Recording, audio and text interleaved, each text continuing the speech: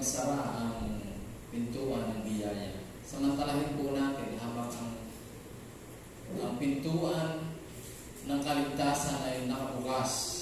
Kaya po ginagawa namin ang ganitong pangangaral upang ang ilan sa mga anak ng Diyos na naliligaw ng landas ay muling may panumbalik.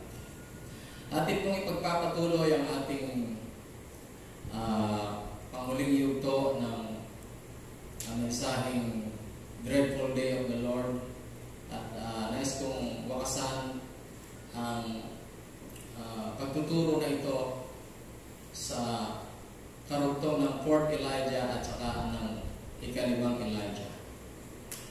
Kahapon po ay ating natalakay na may mga 7 major visions na pinakita kay Brother Branham. At 2 na lamang sa mga ito ang ating pinakahihintay, at alam natin yan po ang pagdita ng isang magandang babae sa Amerika upang mamuna, at ang paglubog ng isang syudad sa Amerika, particular po sa Los Angeles. Ang propeta po ay hindi lamang nakakita ng mga pangitain, kundi pinapatunayan po ito ng Diyos sa pamamagitan po ng mga signs and wonders o mga kababalaghan at mga himala. Katunayan po, mga minamahal na kaibigan, nais ko pong magbigay ng patotoo na kung paano si Elijah sa panahon po ng mga Israelita at si Elisha ay nanalangin sa isang patay at nabuhay. Ganon din po ang propetang ito na si William Marion Branham. Naranasan po niya ang pagkilos ng Diyos sa pamamagitan po ng pagbuhay ng isang patay. At nais kong pakita po natin yung isang batang lalaki na siya po ay na-aksidente sa pamamagitan po ng isang sasakyan. At yung sasakyan po na yon, halos ang harapan ay nawarak. Kung napapansin po ninyo ang larawan na yan, bago po maganap ang insidente, ay ipinakita na ng Diyos kay Brother Branham sa isang pangitain na meron siyang nakita na 2 bata na tumatawid sa kalsada at bigla pong sumalpok sa kanila o sumalpok sila sa isang sasakyan. At ang bagay na ito, mga kapatid, ay hindi niya inaasahang maganap minsan nung siya ay dumating sa isang lugar sa Finland. At napabalita nga po na meron isang batang nasagasaan. At nung nilapitan niya, mga kapatid, yung bata, 30 minuto na walang buhay. Wala nang pulso. At muling ipinaalala sa kanya ng Panginoon ang isang pangitain. At hindi siya nag-atubili na ipanalangin yung batang ito. Yung batang ito ay talagang nakahandusay sa lansangan na wala ng buhay, samantalang yung isang bata ay naisugod sa ospital. At ipinanalangin po ni Brother Branham ang batang ito at bumalik ang hininga ng kanyang buhay. Isa pong patunayan kung inyong sasaliksikin, mga kapatid, sa mga internet na maraming nagpatotoo, hindi lamang po si Brother Branham ang naging saksi. Marami siyang mga kasama noong panahong yaon. At sinuri ng doktor, ang batang ito dinala sa ospital, walang nakita anumang fracture sa kanyang katawan. At pagkatapos po noon, muling binanggit ni Brother Branham na yung kasama ng batang ito na critical ay mabubuhay. Critical po yung bata na kasama nito. Ngunit hindi po nagkamali ang kapatid na William Branham sa kanyang mga sinabi. Maliban po rito, mga minamahal na kapatid, meron pa pong isang patunay o patutuo tungkol po sa pagkilos ng Diyos sa propetang ito na si William Marion Branham. Isang nagngangalang William David Upshaw, isang matanda na kung inyo pong sasaliksikin si David Upshaw o William David Upshaw ay na-aksidente nung siya mahulog sa isang karo sapagkat ang kanilang hanap buhay po ay magsasaka lamang. Nung siya po'y mahulog sa karo, nabalian po siya ng buto sa kanyang likuran. Sa edad na 18 years old, mula noon, hindi na po siya nakalakad. Ngunit sa aking talino ni William Upshaw, gumawa siya ng mga tula. Siya po ay naging writer at sumikat ang kanyang mga sulat, ang kanyang mga poems, sumikat hanggang sa siya ay nakilala. Kahit sa ganong kalagayan, nung siya po ay dumating sa hustong gulang, siya po ay kumandidato sa Georgia, United States of America, sa isang election, at siya po ay nagwagi bilang isang congressman. Kahit siya po ay merong kapansanan, hindi po naging hadlang yung kanyang kapansanan upang hindi siya magwagi sa election na yun. Ngunit, yun nga lang po, siya po ay nasa isang wheelchair. At nais niyang gumaling. Maraming panahon na nanalangin siya sa Diyos. Dumalo siya sa ilang mga denomination, convention, fellowship. Isa si Oral Roberts ang nanalangin para sa kanya, ngunit hindi niya nakamtan ang kagalingan. One time, nung nabalitaan ni Congressman Upshaw, nung panahon yun na sa lugar na yun ay darating si William Marion Branham, siya dumalo sa convention na yun, sa fellowship na yun. At habang nangangaral si Brother Branham, biglang nasambit, huminto si Brother Branham sa pangangaral at bigla niyang nasambit na meron siyang nakita ng isang tao mula sa pagkabata ay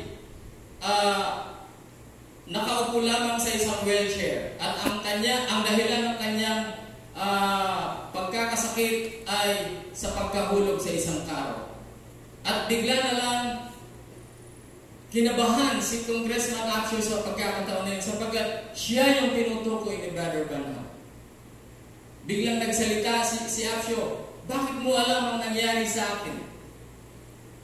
At mayroong binulungan si Brother Branham sa kanyang katabi. Yung taong yun na nagsalita, pinakita ng Panginoon sa akin na siya gagaling sa oras na ito. At mga kapatid, purihin ang Diyos sapagkat isang patutuo sa ministry ni Brother Branham ang kagalingan, ang paglakad ng isang congressman sa Amerika. At mula noon siya nagpatutuo sa Senado, sa Kongreso, na siya ay pinagaling ng Panginoon sa pamamagitan ng ministeryo ni Brother Branham. Dalawa lamang po yan sa binibigay kong patutuo ngayon sa hapong ito. Ngunit marami pang mga himala ang ginawa ng Diyos sa ministry ni Brother Branham bilang patunay na siya ang Elijah na darating sa huling kapanahunan.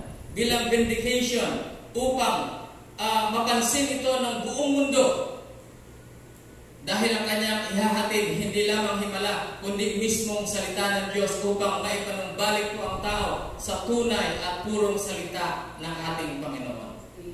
At yan nga po, kami ang naging bunga. Ang inyong kapatid ay isa sa naging bunga sa mensaheng ito na dala ni William Marion Branham. At hindi lang kami, kundi sa iba't ibang sulok po ng mundo, meron pong mga mananampalataya ng mensahe sa huling kapanahunan. Amen. Pinadala ang propetang ito upang muling mangaral, muling manawagan na lumabas ang bawat tao sa tinatawag na Jezebel religion. Kung meron pong Jezebel sa panahon ni Ahab, meron Jezebel sa panahon ito. ang Jezebel sa panahon ito ay nasa anyo ng isang relihiyon. At marami po siyang mga anak.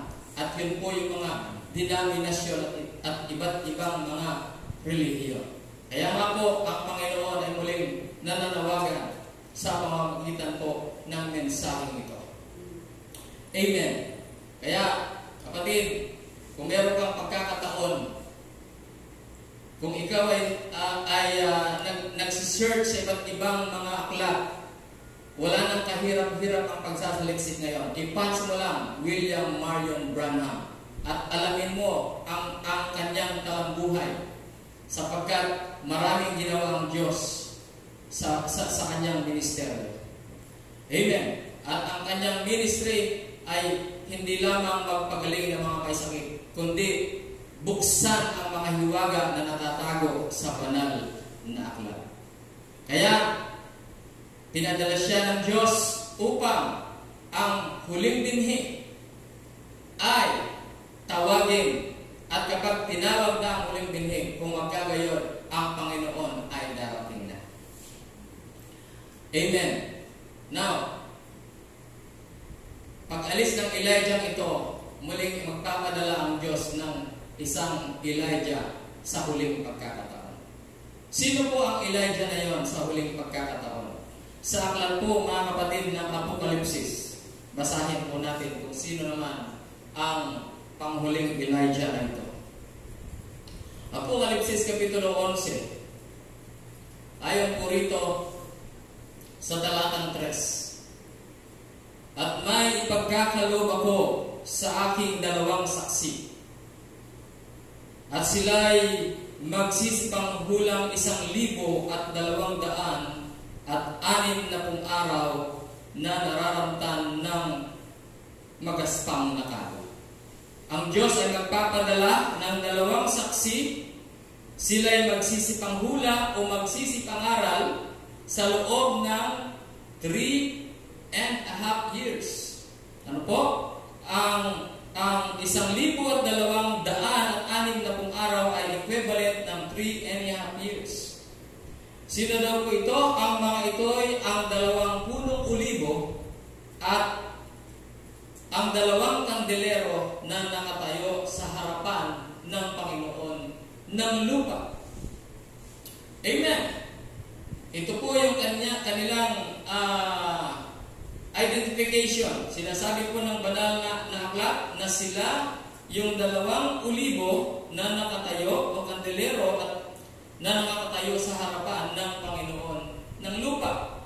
At kung nasain ng sino man na sila ipahamak, ay apoy ang lumalabas sa kanilang bibig at lumalamon sa kanilang mga kaaway. At kung nasain ng sino man na sila ipahamak, ay kailangan ang mamatay sa ganitong paraan.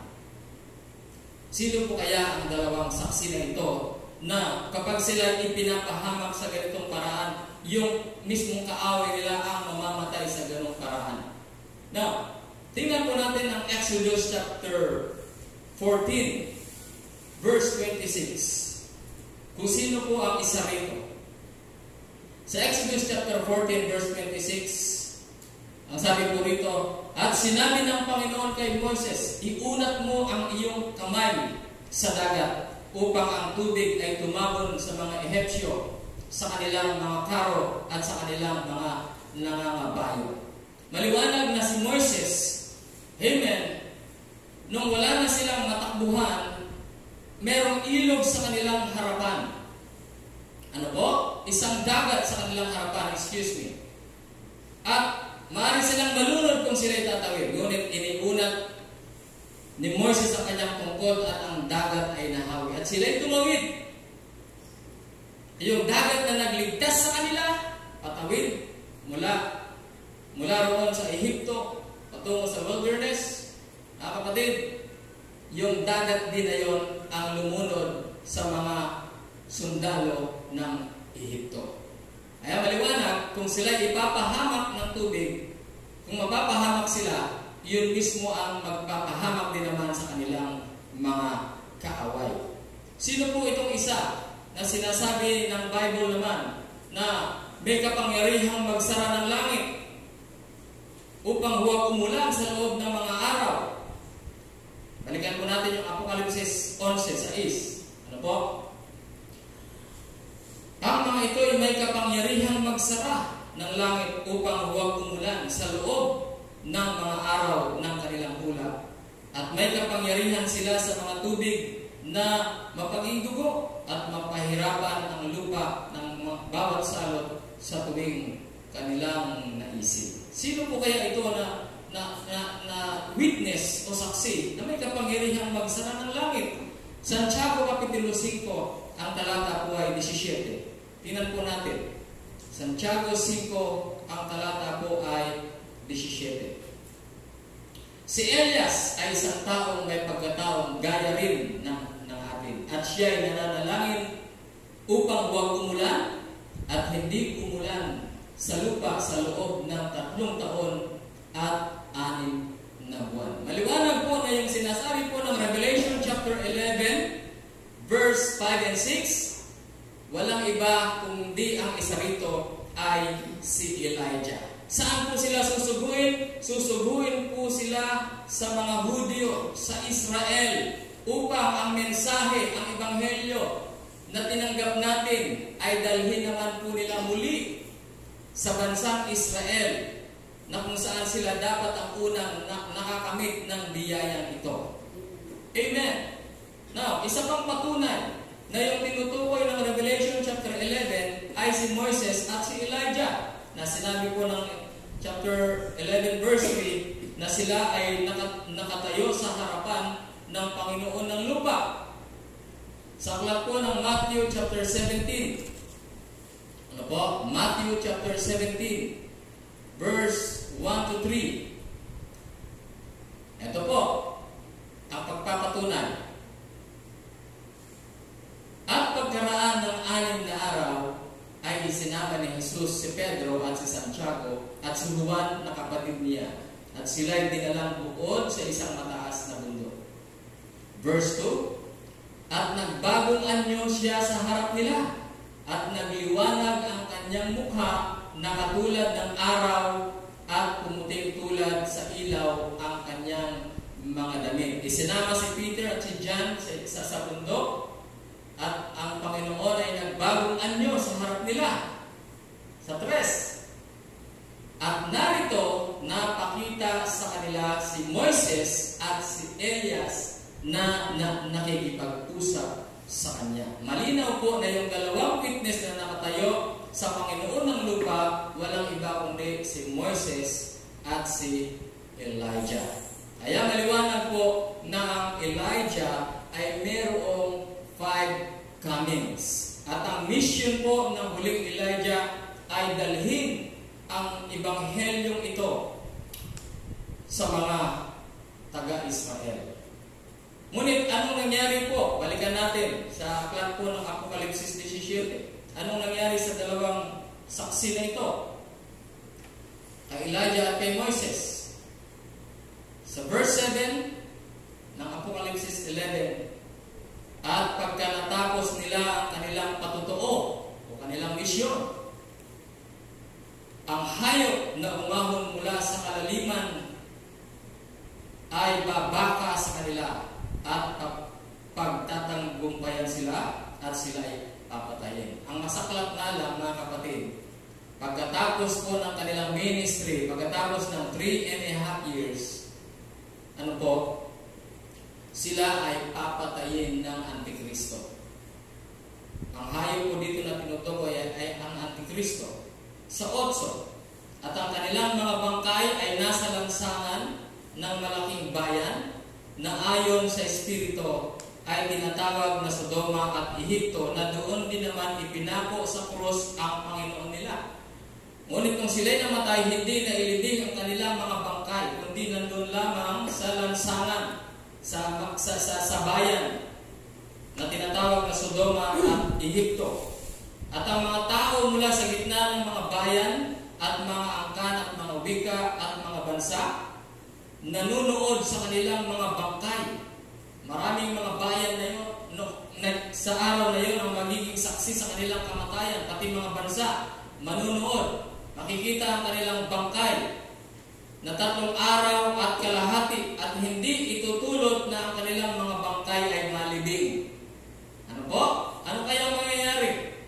Suggest at ang mga nananahan sa ibabaw ng lupa ay mga gagalak tungkol sa kanila at mga tutuwa at sila'y magpapadalahan ng mga kaloob sapagkat ang 2 propetang ito ay nagpahirap sa nananahan sa ibabaw ng lupa.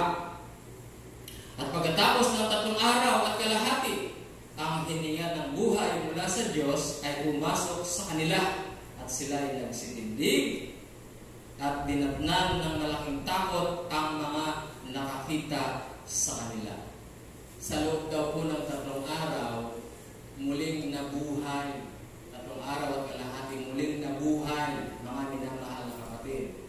Ang mga bangkay, ang katawan ni Moises at ni Elijah.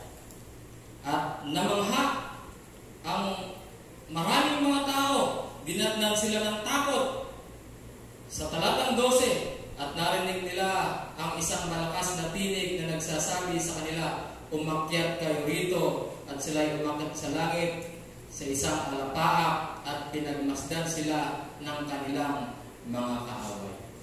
So isang hula, isang prophecy na ayon sa banal na aklat, pagkatapos ng misyon ng 2 propetang ito ay aakyat sila sa langit. Sila'y susunod sa mga banal na inakyat ng ating Panginoon.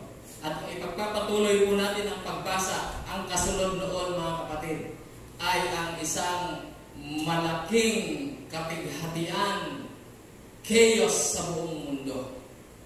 Daranas ang mundong ito ng paglilinis, ng renovation. Kaya kapatid, bago dumating ang araw na yon, naway nakahanda tayo sa pagbabalik ng ating Panginoon. Purihin po ang Diyos sa hapong ito. Kayo po ay aming inaanyayahan sa ilang mga churches namin sa iba't ibang dako, sa Angeles, sa Dingalan, sa Nueva Ecija. Kung kayo po ay naroon sa mga lugar na yan, maaari po kayong makipag-ugnayan sa akin sa pamamagitan po ng social media at ituturo namin kayo. At kung nais ninyo ng ilang karagdagan pang mga babasahin, meron po kami mga babasahin, mga libre na nais ipamigay sa inyo. Kung ito po ay nanasain po ninyo. At bukas po ay magpapatuloy tayo sa ating pag-aaral at sa ibang mga paksa po naman. Tayo po yung po at manalangin. O Diyos na buhay, salamat po sa isang maigling oras na pinagkaloob mo sa amin upang ihatid ang mabuting balita na merong Elijah na ipinadala sa panahong ito upang kami ay agawin sa tiyak na kapahamakan. Nawa Panginoon ang iyong huling binhi ay masumpungan ang mensahe. Maraming pong salamat sa mauwi ang kapurihan at pagsamba sa pangalan mo, Panginoong Jesucristo. Ito po ay aming dalangin. Amen. Muli, ang pinatawagan ng ating mga awit.